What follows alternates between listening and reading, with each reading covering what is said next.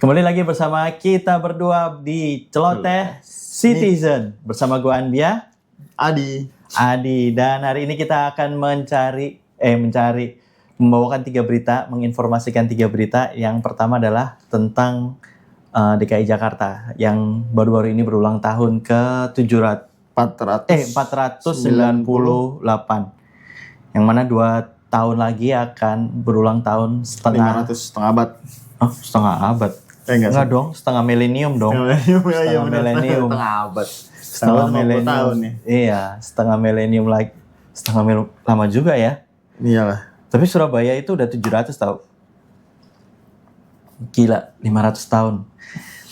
Nah, di berita pertama yaitu tentang Pramono Anung buka Jakarta Fair dengan tradisi-tradisinya dia. Di situ di berita itu dia menyampaikan bahwa dia mempunyai target terhadap Jakarta Fair ya. Targetnya yang mana pasti untuk membiayai kebutuhan DKI Jakarta. Karena dia baru buka beberapa koridor yang lumayan jauh-jauh dari Blok M ke Bogor, Blok M ke Alam Sutra, terus Blok M ke Bekasi ya? Bekasi belum ya? Oh, ini untuk busway-nya, Transjakarta. Transjakartanya. Cakupan. Yang mana itu kan sebetulnya gue baca satu orang untuk satu trip itu harganya 15.000 sebetulnya. Tapi kita bisa bayar cuman maksudnya udah potongan. Warganya itu bisa bayar cuman 3.500. Oh, satunya lagi Blok M Sawangan ya, Blok M Sawangan. Ya, Blok M Sawangan, terus Blok M Bogor, Terminal Barang Blok M Alam Sutra. Blok M Alam Sutra. Katanya akan ada juga Blok M BSD kalau nggak salah. Akan ada lagi Sinarmas udah dijajaki. Tapi setahu gue Sinarmasnya nggak mau. Pernah gitu. Jadi Sinarmasnya belum terlalu open. Yang udah itu Alam Sutra. Mungkin gitu. Mikirnya karena mereka kotanya mandiri kali ya. Mungkin. Karena kan di situ Kalau Bintaro udah ada. Bintaro itu udah ada Transroyal. Transroyal itu antara Bintaro Jaya ya, Jaya. Tapi itu punyanya DKI enggak kan? Punyanya Tangerang Transroyal atau itu punyanya enggak, Jaya? Transroyal itu bukan. Transroyal itu tetap di bawahnya Transjakarta deh. Cuma dia kelasnya kelas premium. Jadi Transroyal itu yang di Bintaro itu Bintaro Bay Exchange sampai ke MRT Fatmawati. Gitu. Lumayan tuh Transroyal. Jaraknya. Nah, Pramono Anung juga dengan dibukanya PRJ berarti ditandakan bahwa mulailah hari-hari ulang tahun Jakarta selama 1 bulan penuh. Yang mana di minggu pertama kemarin membuat kemacetan. Betul. Ya itu huru-hara ya. Huru-hara PRJ itu memang dari setiap tahun ya pasti rame. Betul. Ya mungkin setelah plus COVID kan, setelah COVID gitu, terus orang udah mulai momennya sih kemarin pas juga liburan awal liburan sekolah, liburan panjang juga. Kemarin ada 1 Muharram, Hari Raya umat Islam. Dan menariknya juga kan sebenarnya di PRJ itu ada ada ada pertunjukan musik gitu. Pertunjukan musik kemarin itu kalau nggak salah ada NDX, ada Tip X gitu-gitu. Nah itu yang bikin jadinya salah satu ketertarikan orang untuk datang ke PRJ gitu. Nah di si Pramono juga mengatakan bahwa sebenarnya Jakarta Fair itu bukan sekedar pameran sederhana ya teman-teman. Jadi PRJ itu kan sudah menjadi bukan PRJ, Jakarta Fair itu kalau menurut Pramono Anung itu adalah sebagai warisan tradisi yang tumbuh bersama-sama sejarah perkembangan kota Jakarta. Karena pertamanya itu ada PRJ itu di tahun 68 kalau nggak salah. Itu belum ada di Kemayoran tapi masih di Monas. Itu eranya siapa? Itu eranya Ali Sadikin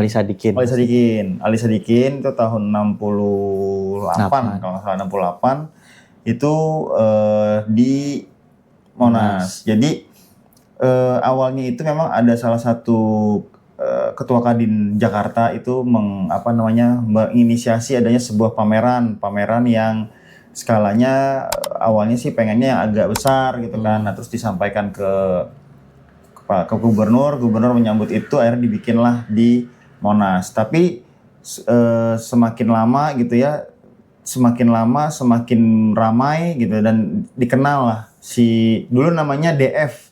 DF itu ejaan lama ya, D-nya itu Jakarta DJ Fair, Jakarta Fair. Nah, itu di Monas.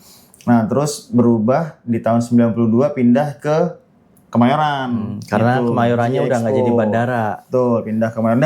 Dan semakin ramainya PRJ butuh tempat yang memang representatif gitu ya. Butuh tempat yang luas, akhirnya dipindahnya ke Jakarta International G-Expo gitu. Dan di eranya Pak Jokowi itu sempat kan Jakarta Fair jadi 2. Tetap di Kemayoran dibagi ada, lagi, ya. di PRJ. namanya Monas ada. Di Kemayoran ada, di Monas ada, juga ada betul. gitu. Jadi ini ajang kita, kadang kalau kita dulu ke sana pasti pulangnya minimal ciki-cikian. Minimal ciki-cikian. Sebenarnya kalau ini buat keluarga gue ya, itu terutama anak-anak ya. Jadi PRJ itu udah sebuah keharusan gitu. Kudu ya kudu. Jadi gue setiap tahun memang datang PRJ sih. Pernah gue sampai 3 kali datang PRJ dalam waktu 1 bulan. Karena memang momennya itu seru ya, seru momennya, terus banyak tenannya ya, banyak gratisan, banyak coba-coba gitu. Dalam arti, Kak coba nih minuman Test lah, drive, makanan, tes food gitu lah gitu ya. Terus juga ada, seperti ini, PRJ itu makin lama makin berkembang. Dari tadinya makanan gitu ya, tenan-tenannya, terus tiba-tiba banyak lah elektronik ya kan, kebutuhan rumah tangga, motor, mobil gitu. Jadi semuanya di situ ada gitu. Makanya salah satu PRJ itu adalah salah satu pameran terbesar se Asia Tenggara dan terlama gitu, karena hampir 1 bulan. Nah, targetnya tahun ini itu Pramono Anung itu secara target perputaran uangnya itu kurang lebih 7 triliun teman-teman dalam waktu 1 bulan itu. Gitu. Jadi even waktu kan sempat ya 2000 berapa ya? Bulan puasa. Itu kan juga rame. Betul. Sebenarnya momen gue itu kalau nggak salah bulan puasa itu 2000 berapa ya? Kayaknya 2022 apa sebelum Covid ya? Itu gue sebelum pernah. Covid, jauh Jadi sebelum Covid. itu hari weekend gue datang pagi gitu ya. Karena biasanya gue datang akan lebih enak weekend. Jadi datang pagi. Kalau weekend tuh jam 10 dia udah buka. Jam 10 pagi sampai jam 11 malam. Nah, itu lo puas deh kalau lo ngambil weekend. Gitu, tapi memang secara tiket harga lebih mahal. Harga lebih mahal dibandingin weekday.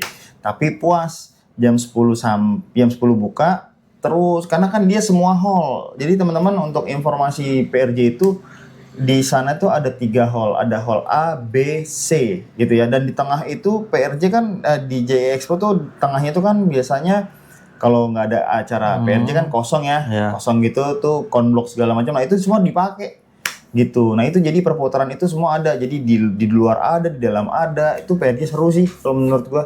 Dan semua kalangan gitu. Betul, semua kalangan datang. Iya, semua suku datang. Terus mau kaya mau miskin. Kadang ada yang dari luar kota, kayak waktu masih coffee shop masih buka, si Faisal itu karyawan gua itu membawa keluarganya datang ke PRJ, datang ke sini.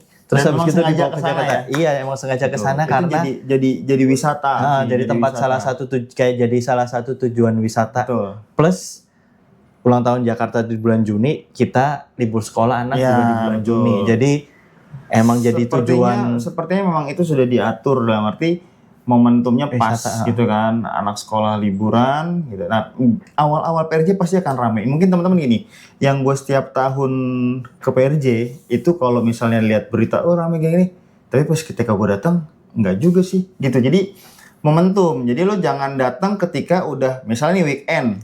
Atau lo jangan datang sore, emang datangnya pagi gitu. Jam 10 itu buka, lo jam setengah 10 udah sampai di lokasi. Itu masih nggak terlalu rame, parkirnya masih dapat dalam. Atau jangan pas waktunya tanggal gajian. Betul. Kayak kemarin kan waktu mepet-mepet tanggal gajian kan. Betul, tanggal 25 habis gajian. Pasti kalau tanggal gajian itu mau pagi mau siang. Gua pernah itu kan kalau misalnya hari weekdays ya, kan sore ya, bukannya jam 3 kan.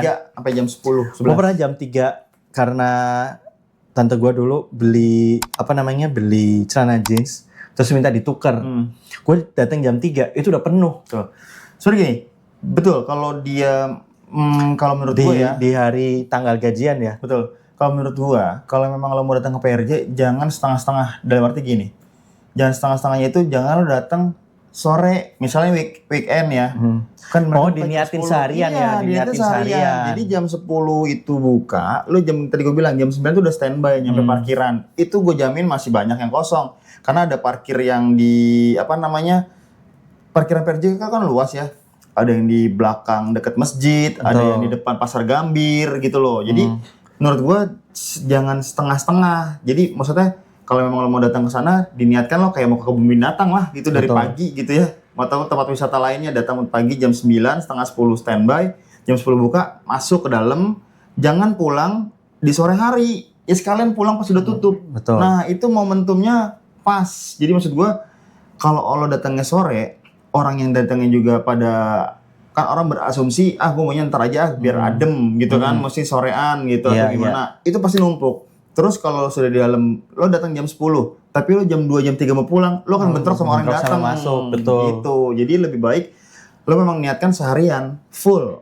Udah Capek-capek sekalian lah. Betul. Gitu. Karena kan banyak juga tenan-tenannya gitu dari makanan tradisional. Gue paling senang tuh kalau datangnya ke kerak telur tuh enak. Betul, kerak telur tuh pasti udah wajib. Sama kalau misalnya ada booth-booth daerah, ada Sumatera Selatan, tuh PMP biasanya ya. Maksudnya di hall itu memang perwakilan-perwakilan daerah tuh banyak tuh teman-teman. Jadi ada perwakilan dari misalnya ya Jawa Tengah, Jawa Timur, Sumatera Selatan, Sumatera Utara. Nah itu mereka punya booth-nya masing-masing. Jadi mereka menunjukkan bahwa ciri khas makanan daerahnya itu apa ada di situ.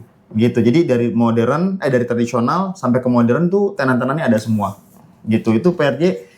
Wah, kalau menurut gue sih memang dan harganya senang. Semuanya rata-rata terjangkau ya. Betul. Dibanding kalau misalnya lagi pameran lain apa GX IMS gitu. Harganya kan beda tuh. Kalau di situ makanan hampir sama, udah mati harga yang termurah juga ada gitu ya. Kecuali memang eventnya tadi kayak IMS atau Gias gitu ya. Itu kan memang segmen otomotif tertentu gitu ya. Kalau di food hall-nya itu biasanya memang agak lumayan. Tapi kalau ini tuh lo mau modern, lo mau tradisional makanannya itu semua ada gitu. Jadi pembayaran juga sekarang bisa pakai kris ya kan, bisa pakai kartu kredit. Pokoknya sekarang udah oke lah, semuanya udah lebih mudah. Betul. Jadi lo nggak perlu panik harus cari ATM segala macam. Kalau dulu mungkin masih bingung cari ATM ya. Kalau sekarang kayaknya akan lebih mudah.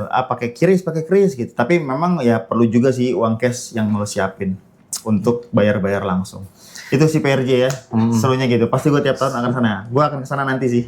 Dan dengan adanya itu Jakarta kayaknya akan semakin lebih maju ya. Betul. Semakin lebih maju dengan adanya pendanaan ini.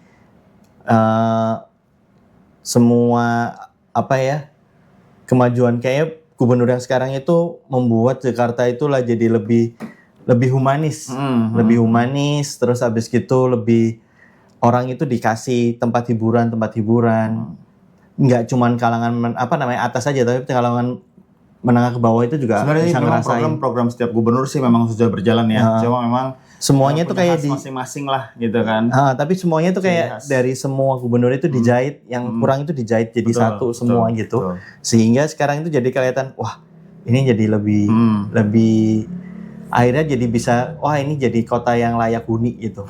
Lebih gubernur yang mungkin sekarang ini lebih tengah lah gitu, lebih di tengah-tengah gitu antara yang kanan dan kiri gitu. Jadinya memang lebih untuk akomodatif. Akomodatif, betul. Itu sih. Jadi yang seneng warganya gitu. Betul. Itu. Nah, ini kan karena sudah ada gubernurnya. Nah, sekarang kita masuk ke wali kota Tapi bukan wali kota di sini ya. Bukan wali kota di sini. Kalau di Inggris sudah ada, di London adalah wali kota Muslim pertama di London, orang India kalau nggak salah, atau orang Pakistan ya. Orang India. Nah, di New York ini ada kandidat seorang Muslim juga dari keturunan India dari partainya Donald Trump ya? Bukan, dari partai Demokrat. Yang mencalonkan diri untuk jadi wali kota di New York. Yang mana itu New York itu melting pot dari semua. Kalau Jakarta itu melting pot untuk semua pusat bisnis ya lah ya, pusat bisnis Amerika. Kalau Jakarta itu semua budaya orang dari Indonesia itu ke Jakarta. Ini orang seluruh dunia biasanya datangnya ke New York. Jakarta untuk miniaturnya Indonesia, New York miniaturnya Amerika dunia, gitu ya. Iya, miniatur dunia lah Iya, untuk iya. semua itu. Nah, ini jadi bahan kita sih kalau yang orang-orang pro pro Palestina jadi suka ya, karena kan mereka ya gubernurnya pasti wali kotanya menyuarakan itu juga. Ya. Dan di Amerika ada survei bahwa kebanyakan Gen Z itu pro-nya ke Palestina daripada ke Israel. Betul. Nah, jadi sebenarnya ini salah satu yang unik sih, teman-teman ya. Jadi sedikit intermezzo. Jadi di Amerika itu ini bukan pemilihan wali kota, electionnya belum berlangsung ya. Jadi setiap partai itu memberikan konvensi kesempatan. Kayak kita dulu pernah ada ya konvensi Partai Demokrat. Itu ya ada Anies, ada Dahlan Iskan gitu untuk jadi presiden. Nah, ini kalau tradisinya di Amerika Serikat, ketika ada yang ingin maju menjadi sebuah kandidat kepala daerah atau mungkin pemimpin suatu daerah, itu mereka akan ada konvensi di masing-masing partai. Yang ada di Amerika itu cuma 2 partai ya, Demokrat dan Republik. Nah, yang menjadi fenomena terbaru itu adalah Partai Demokrat ternyata ada 2 kandidat kemarin. Salah satunya yang si wali kota yang sekarang ini si Zohran Mamdani. Nah, itu dia mendapatkan suara terbanyak gitu dari Partai Demokrat untuk maju sebagai calon wali kota New York nanti berhadapan dengan dari Partai Republik gitu. Jadi sekarang ini baru tapi sudah panas nih isunya karena Trump memberikan statement bahwa Zohran ini adalah seorang komunis gitu loh. Jadi dia empet banget deh kayaknya. Trump ini nggak suka mungkin karena isu yang dibawa oleh si calon wali kota dari Partai Demokrat ini adalah isu mengenai Palestina gitu. Dan dia menyatakan bahwa apabila nanti Netanyahu datang ke New York akan ditangkap gitu. Nah, disitulah jadi kontroversi. Tapi secara konstituennya memilihnya justru itu menjadi isu menarik gitu, isu menarik bahwa dia pro Palestina dan sekarang Palestina kan menjadi isu global ya gitu.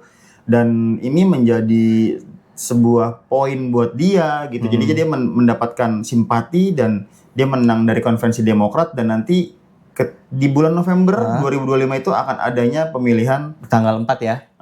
Adanya pemilihan wali kota New York dan akan istilahnya diadu dengan dari perwakilan Partai Republik. Yang mana sebetulnya dari orang-orang di pihaknya Israel yang dulu berpihak sama Israel kayak orang Prancis dan sebagainya itu kan lambat laun pada mulai geser menjadi milih belain Palestina daripada Israelnya gitu. Betul. Karena sudah mulai nggak beralasan nih si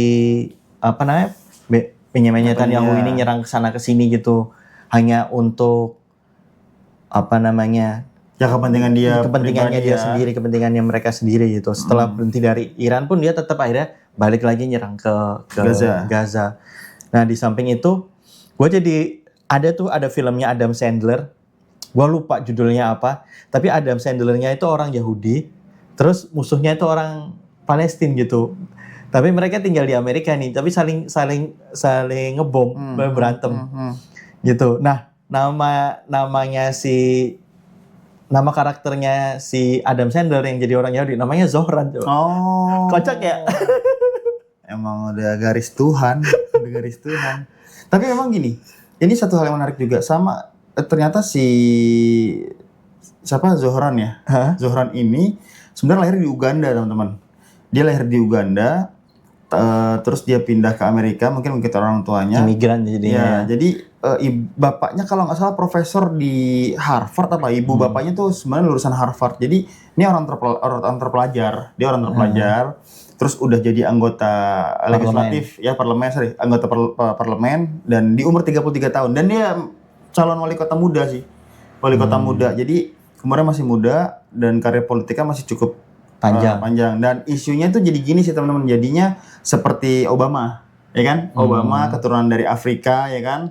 Gitu, terus dia jadi parlemennya Demokrat ya kan. Terus namanya diangkat untuk dimajuin jadi presiden Amerika. Jadi sebenarnya isu rasialnya itu masih cukup, bukan isu rasial ya, tapi dalam arti masih ada masih adanya isu suku atau misalnya suku etnis. gitu ya, itu masih mempengaruhi juga di Amerika. Jadi mungkin juga di sana juga banyak Afro ya, gitu kan, banyak orang, istilahnya bukan Afro sih, bukan istilah, maksudnya dalam arti dia itu kalangan minoritas lah, gitu kan, gitu, kalangan minoritas dibandingin dengan kulit putih gitu kan, walaupun kulit hitamnya banyak, tapi ya termarginalkan kan sebenarnya gitu, tidak terlalu banyak. Nah itu dia sebenarnya menariknya, itu tadi dia keturunan India, sama kayak kemarin Hillary sih, wakil presiden Amerika kemarin siapa namanya yang jadi calon dikalahin Trump, itu kan juga keturunan India. Iya betul.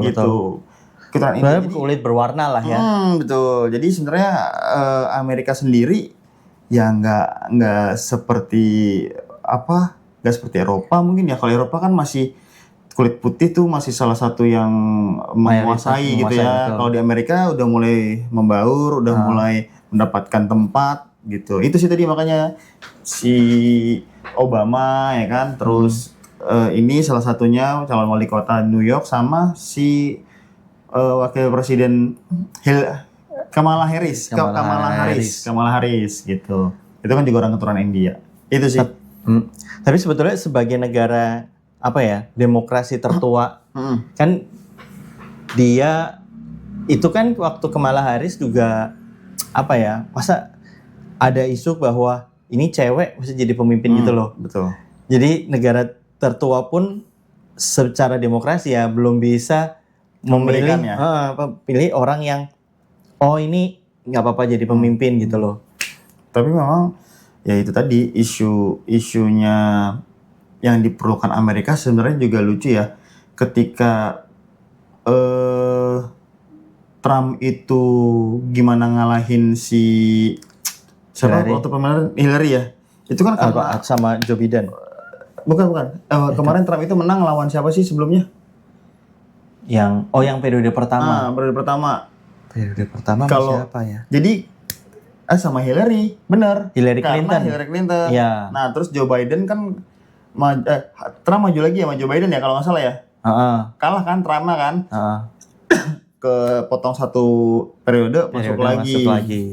Kan sebenarnya yang diusung itu, makanya tadi Trump bisa menang atas Hillary karena adanya ketakutan mungkin karena perempuan ya, tidak terlalu greget gitu. Nah, ketika Trump berhadapan dengan Joe Biden, orang udah males nih dengan kelakuannya Trump, makanya pilih Joe Biden ya kan. Nah, ketika Joe Biden udah nggak ngikutin lagi konvensi presiden, terus masuklah bukan dong, Joe Biden lanjut lagi kan. Tapi kan akhirnya kan dia mengundurkan diri kan. Diri karena kan yang setelah Trump kena tembak, terus dia mulai secara elektabilitasnya juga setiap makanya yang maju Kamala Harris kan. Maksud gue isunya itu di tengah-tengah kampanye kan itu. Makanya tadi gue bilang isunya itu ketika Trump berhadapan dengan perempuan, karena Trump agresif, itulah yang diperlukan oleh Amerika. Mungkin kalau kemarin lawannya bukan Kamala Harris atau misalnya yang lain gitu ya, mungkin akan berbeda juga. Atau misalnya bukan Joe Biden, bukan Kamala Harris, mungkin hasilnya beda ya. Betul. Tapi karena kayak misalnya nggak ada, ambil pilihan terburuk dari yang terburuk gitu. Ya itu makanya, dan di New York sendiri ya kan kota bisnis ya. Jadi otomatis secara kehidupannya, secara orangnya pasti sudah lebih berpikir modern kan gitu. Dan isu-isu tentang Palestina, isu tentang global itu pasti mereka sudah mendapatkan itu. Makanya nanti kita lihat aja di bulan November itu pilihannya ke Partai Republik atau Partai Demokrat. Itu sih paling nanti isunya menarik sih kalau menurut gue itu. Dan apakah Trump akan mencoba untuk bermanuver ya kan? Ya, gitu. Ikut cawe-cawe di situ untuk ini karena belum apa-apa dia udah statement ya. Udah nyerang dia duluan bilang gitu kan, si orang itu udah orang komunis, dia bilang gitu. Ya memang itu tadilah, Trump itu kan memang unik gitu. Mungkin Trump itu salah satu presiden yang sekarang nggak bisa kebaca gitu. Dan banyak publik Amerika juga ada yang kurang merasa puas terhadap yang dilakukan oleh Trump gitu. Betul. Apalagi utangnya semakin numpuk ya. Betul. Dan Sama sekitar berapa 800 triliun 800 miliar kalau nggak salah 800 cuma miliar memang dolar. beban Amerika itu ya karena perang aja sih sebenarnya gitu kan. Dari zamannya Joe Biden juga pas ketika mereka ngebantu Israel juga udah banyak dananya. Bantu Ukraina juga udah banyak. Jadi ya memang duitnya ya untuk itu juga paling besar gitu. Dan ya Trump akan membantulah sekutunya pasti gitu. Iya. Dan terutama berita kita yang ketiga Terakhir nih ya. Trump minta si otoritas Israel untuk mengampuni Benjamin Netanyahu tentang korupsinya. Ini selanjutnya kita ngelanjutin obrolan dari yang minggu lalu ya. Betul. Itu minggu lalu kan kita ngebahas nih. Minggu lalu itu mungkin kalau teman-teman belum melihat kita berita minggu lalu itu, saya mengatakan bahwa sebenarnya potensi kenapa salah satunya kenapa Netanyahu nyerang Iran itu tadi karena kalau misalnya Netanyahu kan Gaza sudah selesai ya, Gaza itu udah habis-habisan. Kalau Netanyahu-nya stop itu akan menjadi jalan bagi otoritasnya Israel untuk mengusut kasusnya dia yang ada gitu, entah itu korupsi dan lain-lain. Nah makanya dia menyerang Iran. Padahal kalau tadi gue baru baca itu di PBB salah satu lagi ngomongin masalah nuklir, tiba-tiba Israel keberatan lah dengan sikap Iran bla bla bla bla, tapi perwakilan Rusia menyatakan bahwa ngapain ngomongin masalah nuklir, lo bukan anggota gitu, lo tidak meratifikasi, jadi nggak usah ngomong lah, memalukan gitu. Jadi maksudnya ya Israel terlalu banyak ini juga sih, terlalu banyak sana sini gitu kan. Tapi memang posisinya jadi sekarang yang menjadi permasalahan adalah Netanyahu-nya gitu. Jadi kenapa? Jadi Trump jadi ngebela lagi nih. Kemarin ngebantuin Israel untuk ngebom fasilitas nuklir. Selesai itu kan gue bilang juga, selesai ini paling ngapain sih? Selesai udah, nggak ada Amerika gue yakin nggak akan lanjut, bener kan nggak akan lanjut. Mereka tiba-tiba habis ngebom berapa lama kemudian Trump bilang akan ada gencatan senjata. Berdua sudah setuju. Oke, gencatan walaupun senjata. Israel sempat nyerang pagi-pagi ya, baru ngomong itu. Dan Trump minta langsung di stop. Ya kan, dia nelfon ke Netanyahu karena sebelumnya si menteri pertahanan udah langsung menyatakan bahwa akan nyerang lagi ke Iran. Nah tapi atas perintah Trump itu di stop, nggak jadi gitu. Jadi sebenarnya Netanyahu juga ini udah bingung kali ya kalau menurut gua. Jadi dia harus gimana? Sekarang kan akhirnya nyerang lagi ke Gaza. Iya, kan? Nyerang lagi ke Gaza. Ada berita juga bantuan dikasih narkoba, ya kan, bantuan untuk warga Gaza dikasih narkoba. Terus juga mereka menyerang lagi ke Lebanon kalau gua nggak salah ya. Jadi ada salah satu pokoknya Hizbullah itu ada yang meninggal juga, salah satu pemimpin Hizbullah gitu. Jadi dia nyerang aja kawasan sekitarnya mereka. Nyerang area-area yang deket-deket sama dia gitu. Betul. Untuk cari apa ya? Ya tadi makanya kan di dalam negerinya Israel itu juga kenceng, banyak yang minta ganti rugi kan.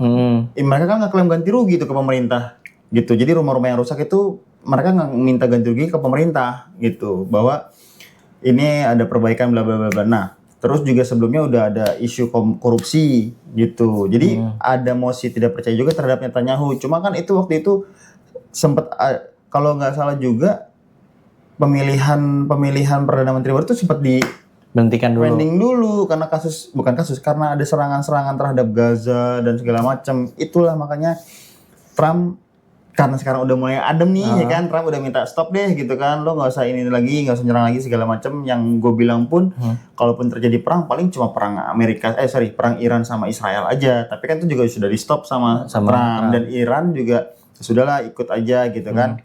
Walaupun Iran sempat nyerang pangkalan militernya Amerika ya.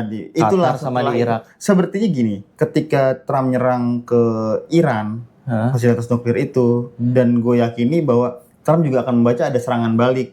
Makanya yang nggak masuk akal ketika ada serangan balik ke Qatar, Qatar sama Iran. Iya, jadi kan Iran diserang nih, Iran nyerang Qatar kan, pangkalan militer Amerika. Nggak jauh berapa jam dari penyerangan itu, Trump langsung bilang kan, oke, udah ada kesepakatan gencatan senjata antara Iran sama Israel. Jadi sebenarnya memang udah disiapin kayak di gitu setting skenarionya. gitu ya.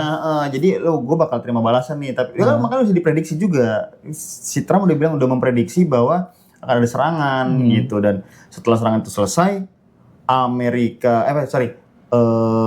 Arab Saudi menentang ya kan, Qatar juga wilayahnya dia dimasukin UAE ya kan, segala macam gitulah. Makanya setelah itu serangan selesai, Trump bilang ya udah akan ada gencatan senjata. Ya bagus, menurut gua lucu juga ya, berarti memang ya dia sudah tahu sebenarnya ketika kalau udah satu-satu udah selesai deh gitu, maksudnya satu-satu gitu kan. Gue udah nyerang nih Iran nih, 1-0 loh ya kan, tiba-tiba nyerang lagi Iran ke pangkalan Amerika. Jadi satu-satu kan, ya udah selesai, udah sama-sama kan, lo rusak, gue rusak gitu loh. Jadi ini sangat tidak Amerika sekali ya sebetulnya ya. Biasanya kan Amerika enggak pasti ngotot ya, ngotot ya. Oh kok kamu berani balas? Biasanya kan gitu kan. Kok lu bisa balas gue sih gitu. Berani-beraninya biasanya mereka serang balik. Ini kan enggak. Ya udah ya gitu. Jadi kayak misalnya kita berantem ya udah lu pukul, gitu gue pukul, udah selesai ya.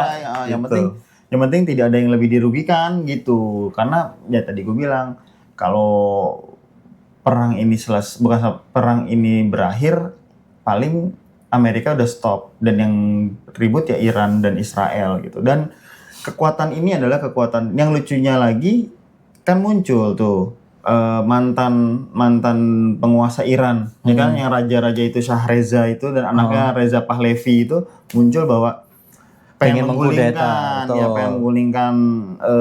Ayatollah ya kan, Khamenei itu kan gitu. Jadi ya memang ada unsur momentum yang pas bagi penguasa sebelumnya untuk menjatuhkan. Tapi dan Trump bilang sendiri bahwa dia yang menyelamatkan si Ayatollah itu karena biar tidak dibunuh sama Israel gitu sih. Jadi memang tujuannya memang tadi awal sebenarnya Trump itu, ya tadi gue bilang, Trump itu nggak bisa diprediksi. Awalnya kan dia ingin menggulingkan Ayatollah Khamenei kan, tapi di tengah jalan nggak usah, jangan gitu. Jadinya selalu tidak ada bisa diprediksi. Tadi dia bilang 2 minggu lagi ada keputusan, tiba-tiba 3 hari langsung nyerang gitu. Ya, dia ada hitung-hitungan bisnisnya gitu. Mungkin. Kalau misalnya Amerika ikut perang, makanya hitung-hitungannya kita bakalan rugi nggak gitu. Makanya dia nggak mau. Ya, dia kan juga bilang kan nggak mau banyak perang kan, nggak mau ikutan perang gitu. Udah ya internalnya aja udah kalang kabut sekarang. Tapi gitu. Tadi gue baru baca berita bahwa yang sekarang agak panas nih Cina, karena Amerika lagi agak mendekat lagi ke Taiwan, dan Cina bilang Taiwan itu adalah bagian dari provinsi yang hilang gitu. Jadi jangan lo ganggu-ganggu deh gitu. Jadi ini udah mulai lagi nih pemantik baru. Gue juga mungkin kalau Cina Amerika kayaknya terlalu berat lah ya. Kayaknya sih enggak, cuma biasalah Amerika kan suka begitu. Dulu Filipina juga sempat digangguin ya kan, misalnya ada yang masa lalu Cina Selatan kan. Tiba-tiba datanglah pasukannya Amerika, pesawatnya ke Filipina untuk bantuin. Nah sekarang juga sama nih Taiwan juga lagi digoreng gitu kan. Cinanya bereaksi, tinggal kita lihat nanti Amerika kayak gimana gitu. Itu sih kalau dari kejadian terakhir ini mengenai Trump yang ada aja gitu. Sekarang minta otoritas. Ini orang kayaknya dia memang berkuasa penuh sih ya, bisa Amerika ya. Dia bilang jadi gini, ketika Trump, dan dia media darling banget soalnya. Ya, jadi ketika dia sadar kamera, bukan sadar berita lah ya. Jadi ketika di Israel itu sudah mulai menerbitkan lagi Mahkamah Agungnya untuk pengadilan untuk memeriksa Netanyahu. Ketika itu langsung Trump menyatakan stop untuk memeriksa korupsinya Netanyahu. Nggak lama, bener loh, nggak jadi diperiksa gitu. Ada tuh link beritanya. Jadi benar-benar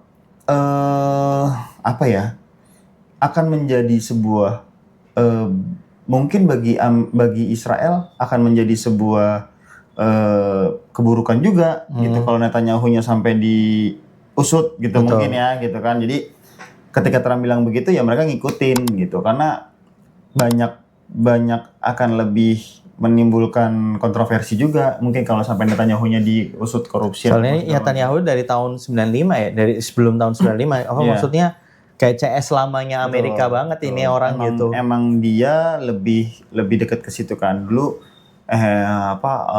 beberapa perdana menteri ada yang pro, ada yang tengah-tengah gitu kan, ada yang pro Palestina juga sempet loh. Ehud Olmert ya kalau nggak salah siapa gitu. Jadi sempat udah pengen sama dulu siapa pemimpin Palestina, Yasser Arafat itu ya, pengen bikin perdamaian, tiba-tiba dia udah diganti gitu. Jadi memang banyak yang nggak setuju juga terhadap adanya perdamaian antara Palestina dengan Israel gitu. Isu ini akan terus dibawa sampai kiamat kayak. Iya, tapi kenapa Israel yang terus dikejar sedangkan Korea Utara, ya kan? Korea Utara tuh udah pasti mempunyai senjata nuklir. Rusia itu nggak dikejar gitu kan? Kenapa? Karena kan mereka anggota kan, kalau nggak salah Korea Utara, Anggota Rusia itu anggota nuklir. Tapi kan yang selama ini, jadi ada kemarin siapa ya, mantan duta besar Iran itu bilang di Iran tuh nggak ada senjata nuklir. Justru yang ada itu yang udah mendeklarasikan itu adalah Rusia dan Korea Utara. Pakistan aja punya senjata nuklir gitu. Jadi Pakistan, India, terus Prancis, Inggris, Jerman Iya, itu mereka pada punya senjata nuklir kan. Nah tapi Iran ini yang sama sekali nggak ada menurut waktu itu mantan duta besar Iran. Gitu. Jadi ya ini memang isu terus aja sih yang dibawa sama pihak Amerika. Dari zamannya Ahmadinejad kan juga dulu Ahmadinejad diserang gara-gara itu kan masalah nuklir itu ini, uranium yang dia bersikukuh ini untuk kepentingan dalam negeri lah ya. Dalam negeri untuk kepentingan kemakmuran rakyat bukan untuk persenjataan. Betul. Gitu. Ya itu sih memang jadi teman-teman ya tidak inilah ya tidak aneh juga gitu apapun yang jadi isu di Timur Tengah semua pasti ada kaitannya dengan sumber daya alamnya gitu, entah itu gas entah itu minyak gitu. Itu sih yang menjadi kayak pintu masuk perang tuh karena itu sumber daya alam. Perang Kuwait dulu yang Irak sama Kuwait itu kan Irak juga diserang gara-gara Irak nyerang Kuwait juga gara-gara minyak. Dan Amerika ikut bantu gara-gara tahu bahwa ada cadangan minyak di situ, yang mana akhirnya ujung-ujungnya Amerika akhirnya punya pangkalan militer di Irak. Gara-gara Saddam Hussein-nya dibunuh. Betul. Jadi ya semua itu udah Irak itu ya banyak kontroversinya juga kan, eranya Bush. Ya kan eranya Bush. Makanya Saddam Hussein digulingin. Terus Libya, ya kan? Libya gimana nggak ininya tuh? Afghanistan. Yang akhirnya jadi konflik di dalam negerinya sendiri akhirnya. Nah malah sekarang Amerika nggak bisa ini ya, apa namanya? Nggak bisa menguasai Afghanistan ya? Menguasai Afghanistan. Namanya tuh kelompoknya apa ya? ISIS bukan sih? Bukan, nggak kelompok Hizbullah, Taliban. Taliban. Ya jadi sekarang jadi penguasa malah Taliban kan, gitu. Penguasa si Taliban. Dari teman menjadi musuh, gitu kan. Taliban juga sebenarnya tadinya dulu untuk nyerang Rusia kan, disiapin untuk untuk kelompok nyerang Rusia kan, gitu. Tapi ya sekarang udah enggak lagi sih. Gitu teman-teman. Gitu. Inilah 3 berita yang kita informasikan di minggu ini. Betul. Nantikan di minggu depan lagi, kalau misalnya ada kurang atau mau ada informasi tambahan, kalau ada yang salah, ya itu bisa ditulis di kolom komentar. Dan kalau kalian suka sama video ini, jangan lupa di like, di share ke teman-teman kalian, dan jangan lupa subscribe channel ini. Sampai ketemu di Celoteh Citizen di minggu depan. Bye-bye.